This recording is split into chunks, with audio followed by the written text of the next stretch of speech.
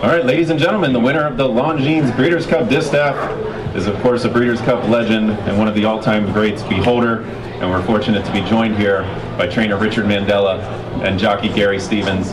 Congratulations to you both. Incredible performance. Yeah! Thank you. Gary, to start, I would just love for you to take us through the race, if you wouldn't mind. She warmed up just unbelievable today. She was very, very focused, very relaxed, and her start was probably the sharpest start of her career, believe it or not. She wasn't standing perfectly in there. She was kind of up in the front of the gate, and I like her back a little bit, but when you load last, you take what they give you, and man, she left there, and she charged for about 50 yards, and breaking from the outside looking in, I said, well, I guess we're going again. And I peeked over, and Mikey had got Songbird in full flight. And before the race, I was hoping that I'm a Chatterbox would, break decently and put some pressure. And I broke her about a length. And as we were crossing under the finish line the first time around, I'm a Chatterbox poked her head up in front of us, and I knew we were going a legitimate pace, and my mare came off the bridle and just got into the rhythm that she gets into when I work her out in the morning. And it was basically that kind of mode for her and myself until about the 5/16 pole. I just let her do what she wanted, stay comfortable, and I picked her up a little bit, a little earlier than I normally would, just to apply pressure to Songbird, and got on even terms with her coming into the stretch, and I squeezed Beholder. She gave it to me, poked my head in front, and Songbird came back again, and she put Songbird away 3 different times through the stretch, and she kept coming back like she wouldn't go away. And even in Beholder's previous 3 defeats, it was almost like she knew she was beaten midway through stretch and looked after herself. And today she didn't look after anything. She laid her heart out there on the racetrack and gave me absolutely everything that was running through her veins, and it was fun to be a part of. I mean, I had some good feelings in racing, but this is tops right here. We're also joined now by winning owner B. Wayne Hughes. Richard, could we get your impressions of that epic stretch battle? Well, it was pretty exciting from the top of the stretch. I thought she had the other mare's number, and she, like Gary says, kept coming back. What a great filly to do that. But I like the way it turned out. And Mr. Hughes, just your emotions after this race and her final start. Well, I mean, I was very anxious for Gary to do exactly what I told him, and he followed my directions perfectly. Very good. Questions from the media? I know we'll have several. Ron, kick it off. Gary, just the fractions as they popped up at, 23 and change and 47. What were your thoughts about those fractions, and coming in, would you have wanted those fractions? Going the distance of the mile and 1/8, had I been on the lead and it was a 5-horse field, which it wasn't, I would have been very comfortable with those fractions setting them. For these kind of horses, they were solid, but they weren't too fast and they weren't too slow. They were very comfortable for the caliber of horses that were in this race, the best of the best. Question here from our friend from the Blood. Richard, you said you were worried about having maybe used up all your luck in these races. Apparently not. You talk about your great success here in the Breeders' Cup through your career. I don't know. I don't know what to say. It's been something I wouldn't even been able to imagine. I won 4 races on Breeders' Cup Day in '93, 2 Breeders' Cup races and 2 stakes along with it, and I thought, well, this will never happen again. And then in 2003, we won 4 Breeders' Cup races, and this mare just keeps running. It just, I don't know what I did to deserve it. Danny? Gary, the stretch battle there, have you ever been a part of something that was that exhilarating And what does that say about a holder at 6 to fight like the way she did? I've been in battles before, but never the length of the stretch. I mean, it was a full, almost 5/16, definitely a quarter of a mile of just a street fight.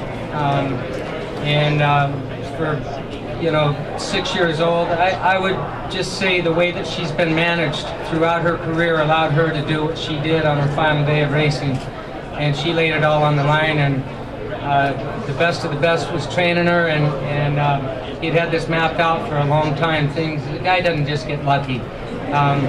Things happen for a reason in that barn. And my hat's off to Songbird. She's a 3-year-old that laid it all on the line today too, and it'll say a lot about her in the future, because I've been in battles on real good horses and come out on the wrong end before, and it takes its toll on them.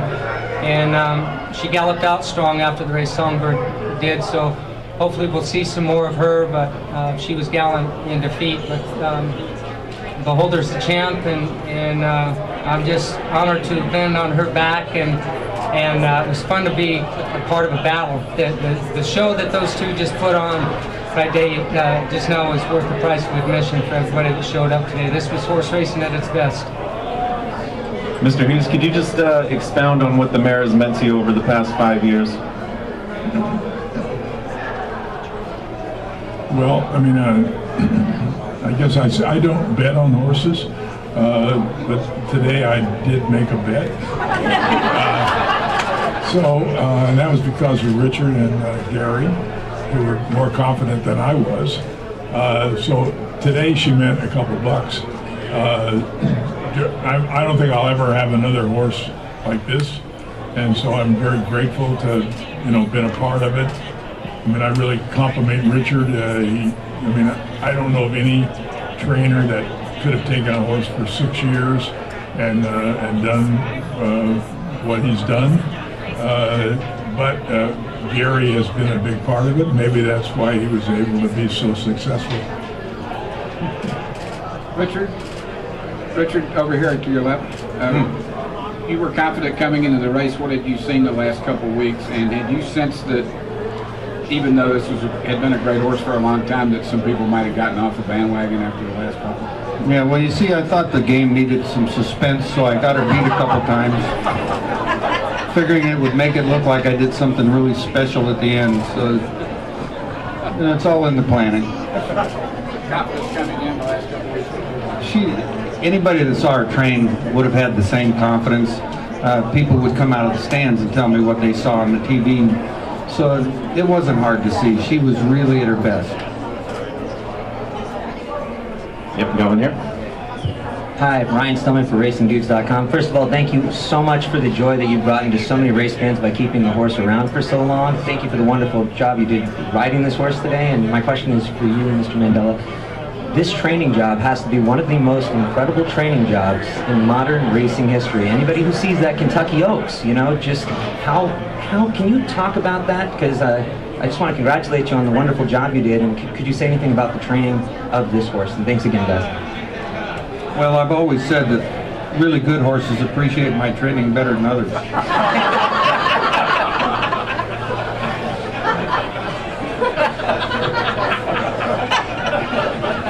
And that's it. She's always been a little bit difficult, but we get that. Usually you get that and you don't get performance with it. And she would give her heart, no matter what. She kicked me on the way out. But she's 90% of the time the sweetest thing that you could find. But the other 10% is dynamite. You better watch out. I've got two questions. One's for Gary. You said earlier this week you had countless scenarios of how the race was going to run, but they all ended with a happy ending. Was this one of the scenarios you had, that it was going to be that close to the stretch? It was plan one. I mean, very rarely in these big races, you have different scenarios, plan A, B, and C, and that was plan A with the trip that we got, and I knew it wasn't going to be easy, and I could hear I could hear somebody coming up on the outside, and I still haven't watched the replay, and I just assumed that it was Stellar Wind, and I said, well, here we go again. And all of a sudden that noise on the outside left me, and it was just the two. It was just myself and Songbird, and it ended the way that all of the scenarios had gone. It wasn't supposed to be that close. I'll take it for sure. And Mr. Hughes, do you have any thoughts, any second thoughts about retiring her now? Yeah. Well, I mean, I think it's time for her to go the normal route of, going back to Kentucky and not having to have Richard and Gary to deal with.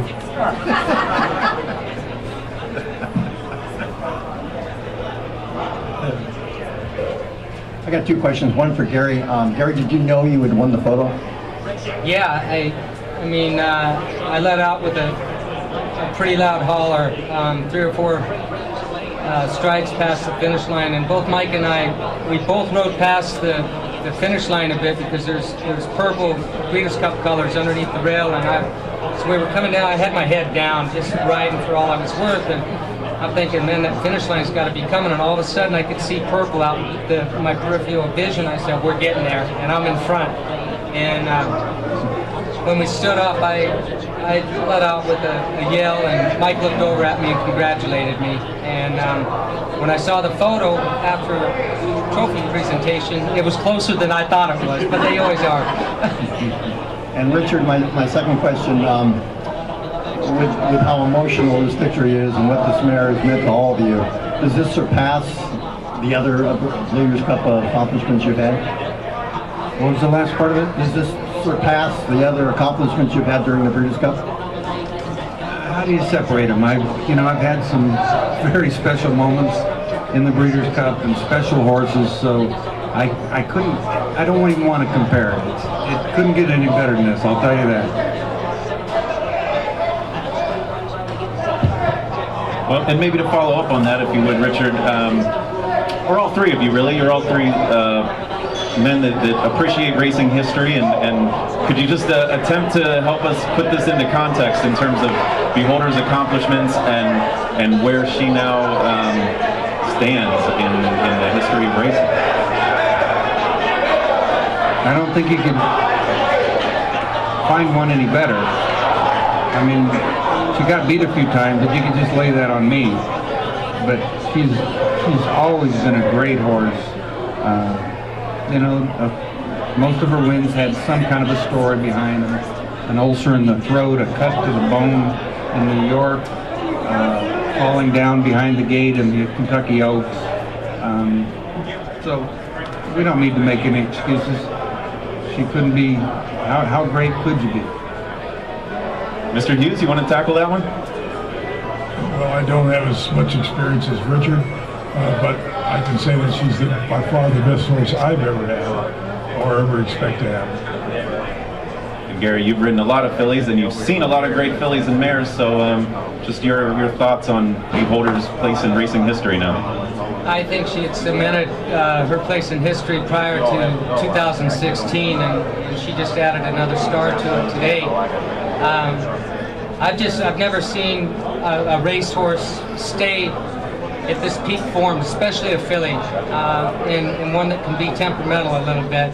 But she thrives on racing, she thrives in her environment, and for her to hold her form since a 2-year-old season, and nowadays that's throwback. I mean, they don't usually get a chance to do it, and thank you to Mr. Hughes for keeping her around and being a sportsman, but she was able to do it and sustain it and thrive on it.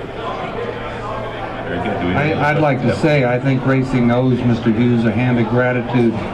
Most people would have sold her or gone on and bred her and took the easy route.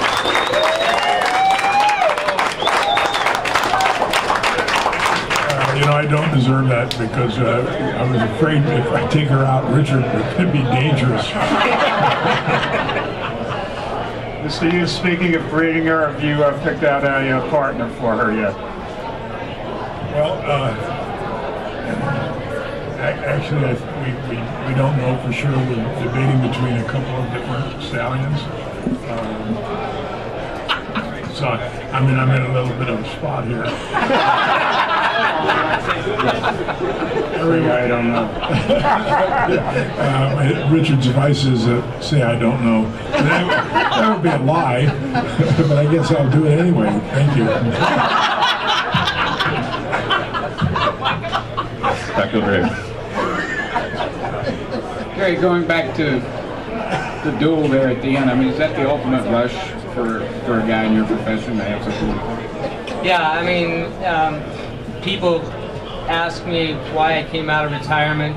People ask me on a daily basis, why are you still riding, you old fart? And I can't replace that. What I just experienced, I mean, my adrenaline, I took off my mount in the last race, and I apologize to the connections, but I not only am drained physically, but emotionally. It was a very special moment for all of us, and it was bittersweet for me. I know that I'll never set on another one like that, and to go through the battle that I just went through. Like I said before, I've been in great battles, and believe it or not, at the 16th pole, I thought back to 1988 and winning colors and Personal Ensign. And Personal Ensign came down the outside middle of the racetrack and nailed us. And I just kept thinking, don't let this one get away. Don't let this one get away. And it is the ultimate. It's the ultimate. Anyone else? Can I tell a story? Please, always. I'd like to run this by one more time. I used it at a function to honor him once, and Mike Smith, and somebody asked me, how did I choose between him and Mike Smith?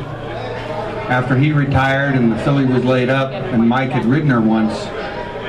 And I said, well, I gave it a lot of thought, and Mike's great, and Gary's great, and luck with both of them, but Gary Stevens went to the Wizard of Oz and got a new knee. How could I refuse him?